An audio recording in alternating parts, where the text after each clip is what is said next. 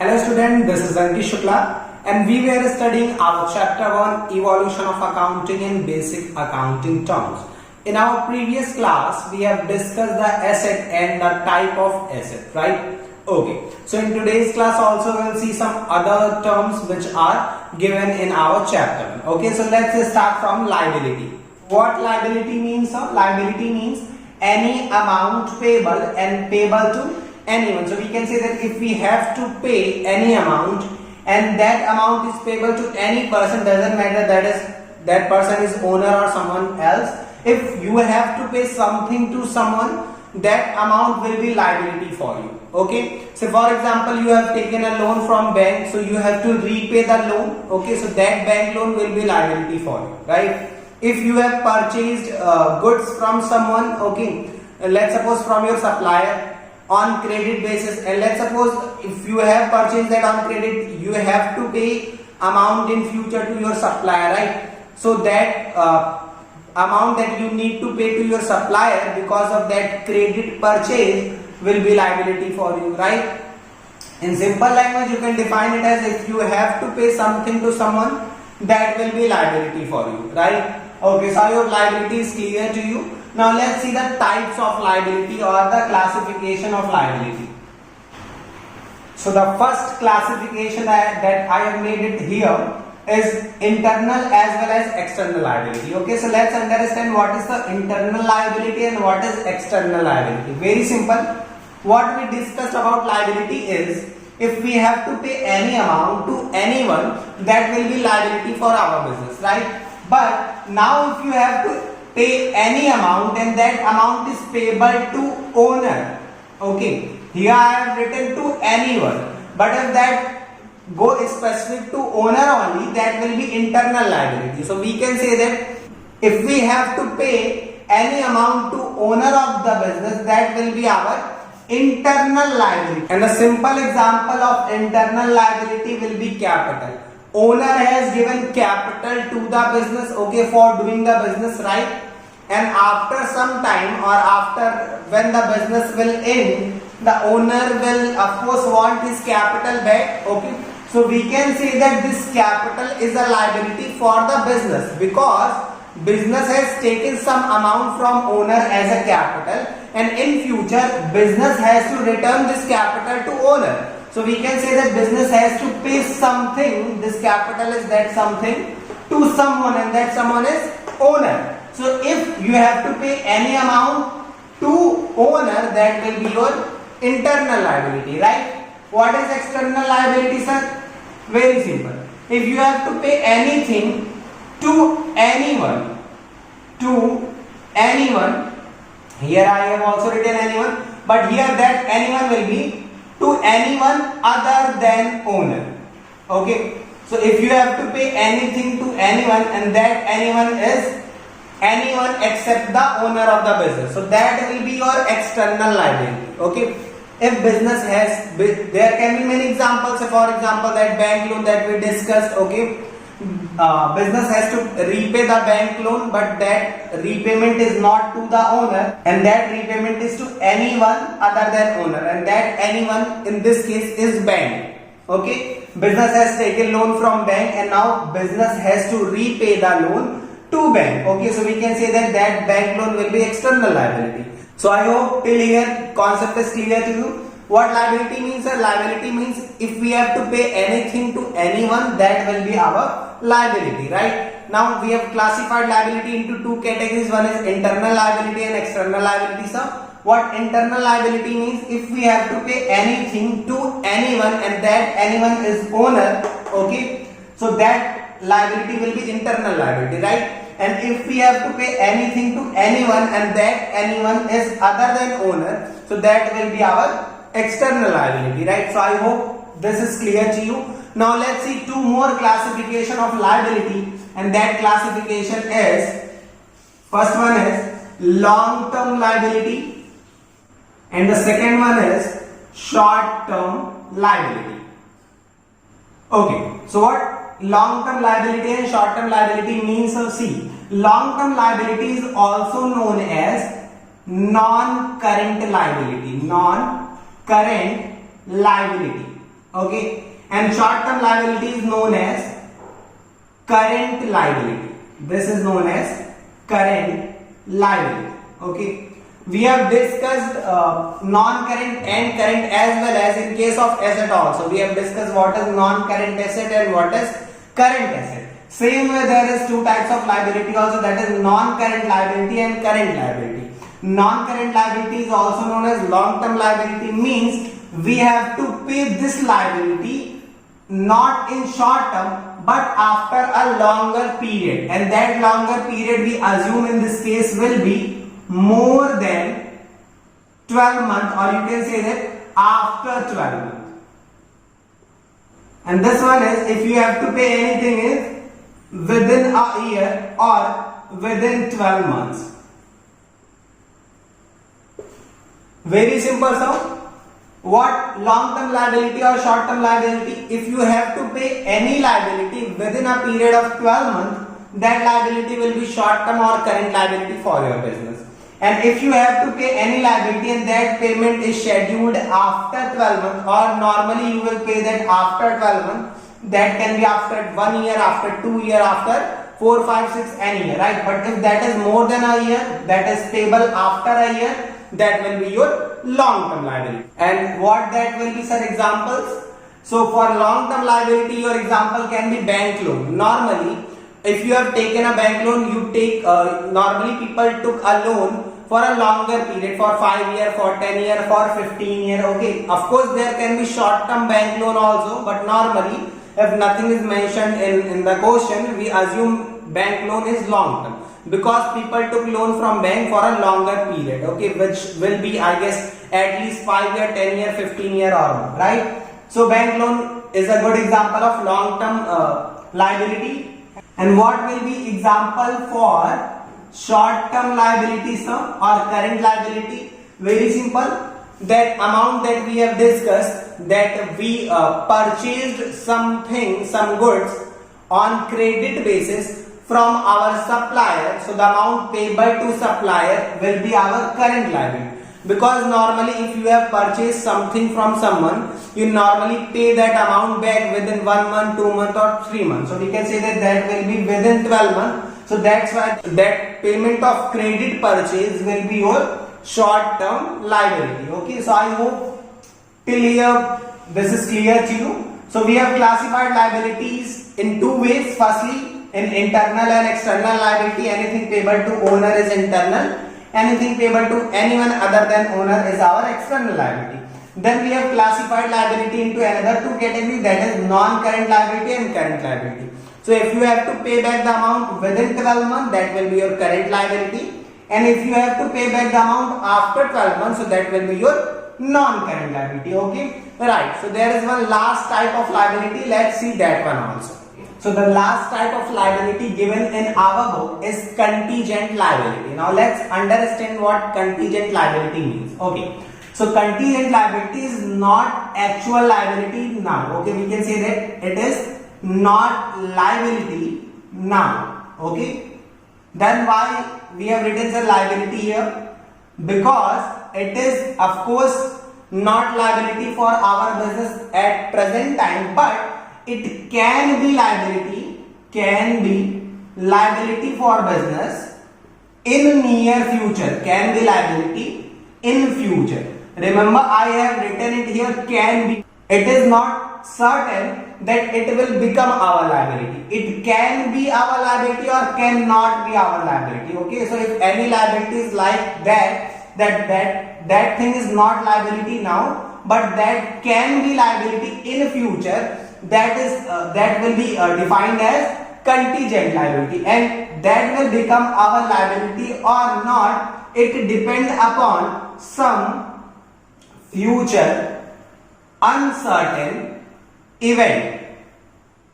Okay, so what contingent liability means, sir? Contingent liability means something which is not liability now but which can be liability in future, and if whether that will be in future liability or not for our business, that depends on some future uncertain event. What this means, sir? This means that there can be a situation in future, and on the happening or non-happening of that event, our liability is decided, that whether that thing will be our liability or not. Let's try to understand this with an example. Let's suppose someone has filed a case against your business in the court, right? Case against your business in court, right? And the case was that because of using product of your business, that person has suffered some loss. Okay, so that person filed a case against your business in the court, and that person wants a compensation of 10 lakh rupees. Okay, someone has purchased a product from your business, okay, and because of using that product he has suffered some kind of loss. Okay, so let's take an example of shampoo also. Okay, let's suppose someone has purchased a shampoo from your company. Okay, you are manufacturer of a hair shampoo, right? So someone has purchased a shampoo from your company, and because of your product, so he lost all of his hairs. So that person filed a case against your business in the court that, sir, I want a compensation of 10 lakh rupees for my hair treatment, right? For my hair transplantation or etc. or something. Okay, so now this 10 lakh rupees will be a contingent liability for you. What contingent liability, sir? Why contingent liability? Because right now you don't need to pay this 10 lakh rupees. This 10 lakh is not a liability for you at the present time, but it can be liability in future, and whether it will be liability in future or not, that depend upon some future uncertain event. That future uncertain event is the case that person filed in the court. Okay, it depends upon that case in the court, that if you win that case you don't need to pay this amount, but if you lose that case you have to pay this 10 lakh rupees. And that court case is an uncertain event. You cannot influence the event, right? Okay, so I hope contingent liability is clear to you. What contingent liability means, sir? Contingent liability is a liability which is contingent liability is an event, you can say that, which is not liability now, but which can be liability in future, and that depend upon some future uncertain event. Okay, so I hope contingent liability is also clear to you. So we have seen firstly what liability means, sir. Then we have seen what is external and internal liability, and then we have seen what is long-term liability and short-term liability, and lastly we have seen what is contingent liability. Okay, so I hope all the points are very clear to you. All the things are very simple. Okay, liability means anything payable to anyone is liability. What is internal and external liability? Anything payable to owner is internal liability, and anything payable to anyone other than owner is external liability. What is long-term and short-term liability, sir? So if we have to pay any amount within 12 months, that will be our short-term or current liability, and if we have to pay any amount after 12 months, that will be our long-term liability or non-current liability, right? Then lastly we have seen contingent liability. What contingent liability means, sir? Something which is not liability now but which can be liability in near future, depending upon some future uncertain event which we cannot influence, right? Okay, so the next term that we are going to understand is trade receivable, trade payable, right? Okay, so before understanding trade receivable and trade payable, let's try to understand some other term which will help us to understand these two terms, right? Okay, so the first term that we are going to understand is debtor. Now what debtor means, sir? Debtor is a person. Debtor is a person whom you sold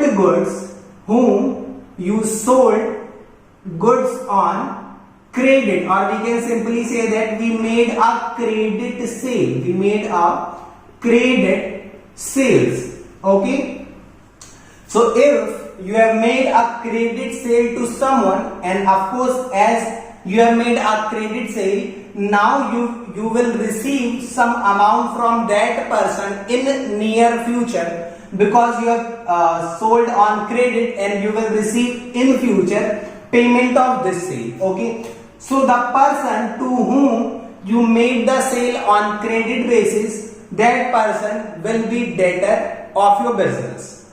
So how we can define debtor, sir? Debtor means a person whom we have to take money or who will pay us some money in future. And why he will pay, sir? Because we have sold him some goods on credit basis, right? Okay, so I hope debtor is clear to you. Now who is creditor, sir? Creditor is the same opposite of this one. Creditor means if you purchased from someone on credit basis, okay, in that case now you have to pay in near future to that person. So who is creditor, sir? If we have purchased on credit some goods from someone, then in that case now we have to pay to that person in near future. In that case that person will be creditor for our business. Okay, let's try to understand this with an example. Let's suppose there are two persons, Mr. A and Mr. B. Okay, so Mr. A sold goods of rupees 5,000 to Mr. B.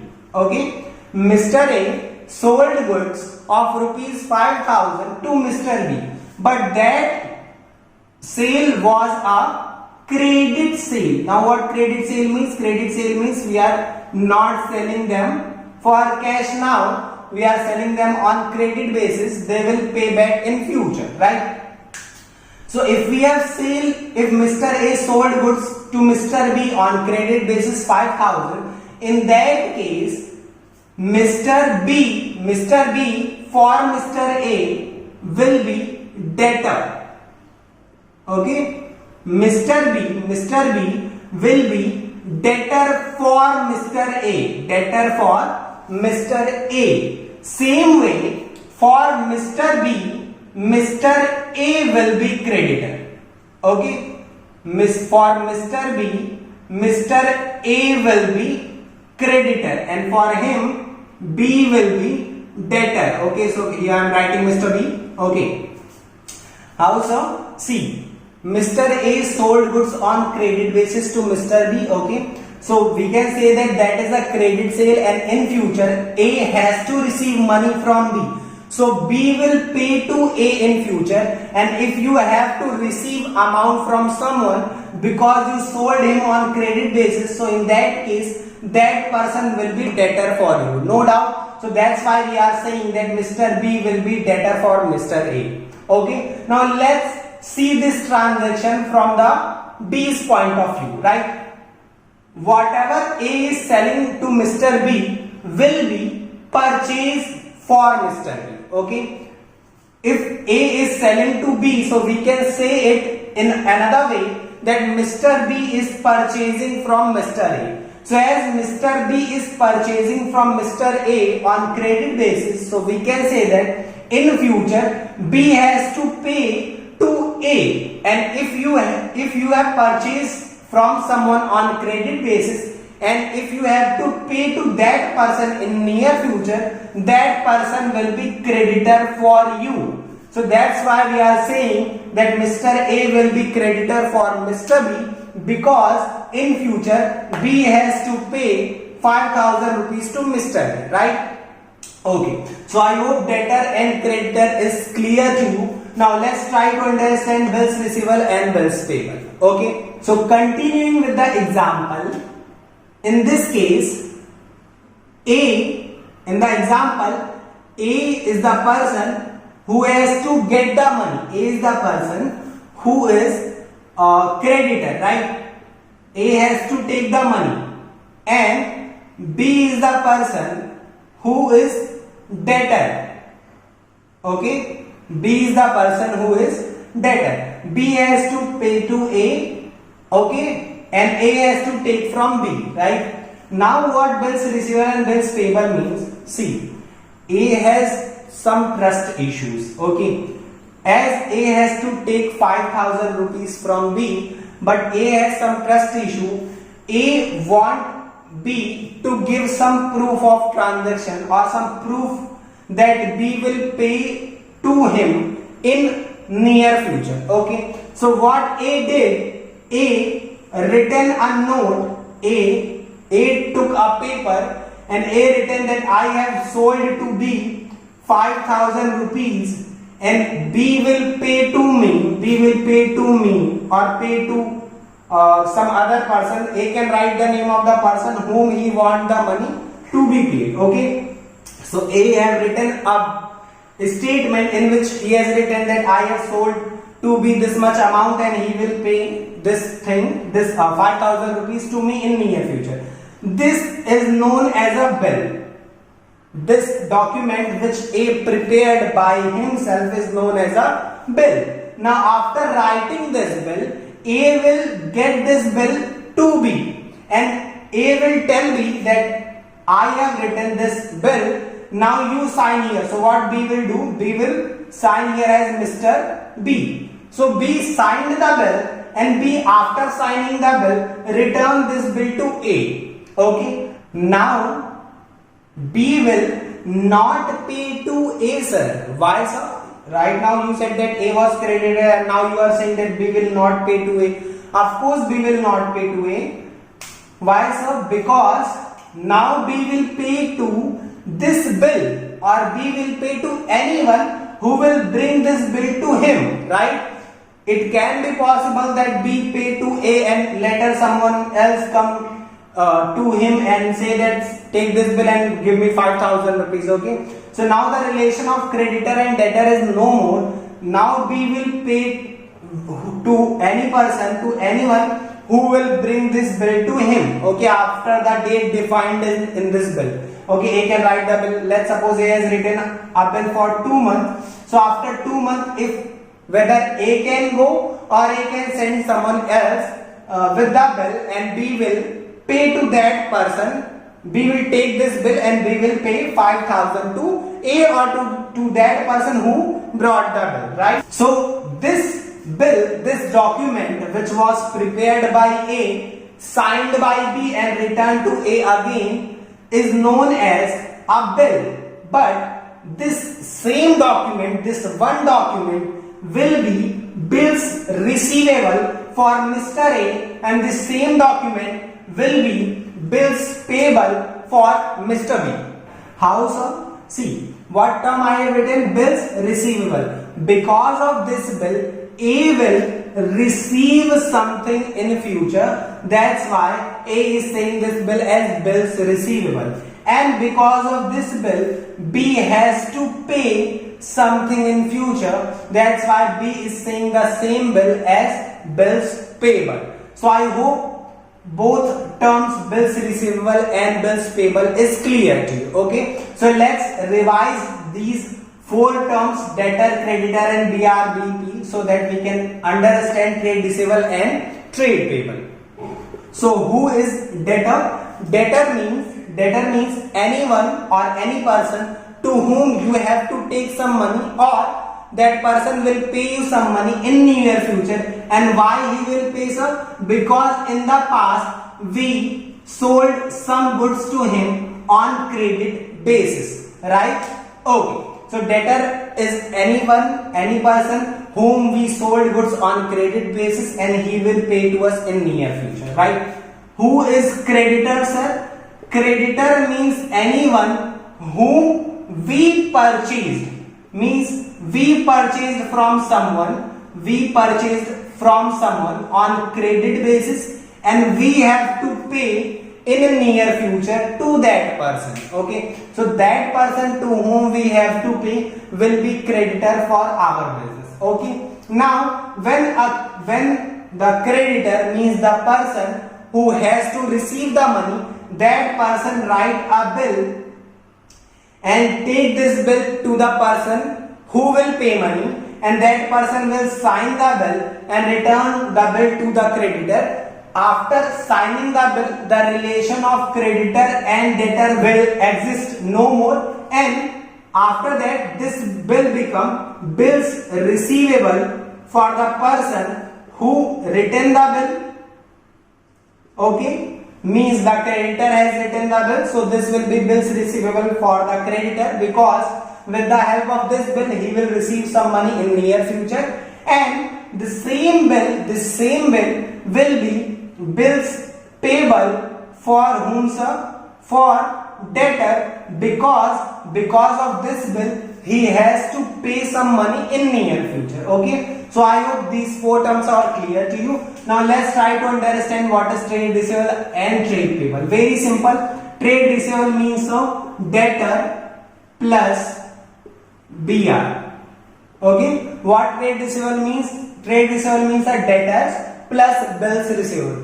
When you total the debtor as well as bills receivable of any business, that total of both will be trade receivable. Okay, same way what trade payable means, so creditor plus bills payable of that business. Okay, right. So I hope these 6 terms is clear to you. Okay, right. So in today's class we have understood liability, all the types of liability. Then we have understood trade receivable, trade payable, and debtor, bills receivable, and creditors and bills payable. Okay, so revise these terms. If you have any confusion, you can comment down below and I'll answer that thing. Okay, right. Okay, students. So in next class we will see some other terms.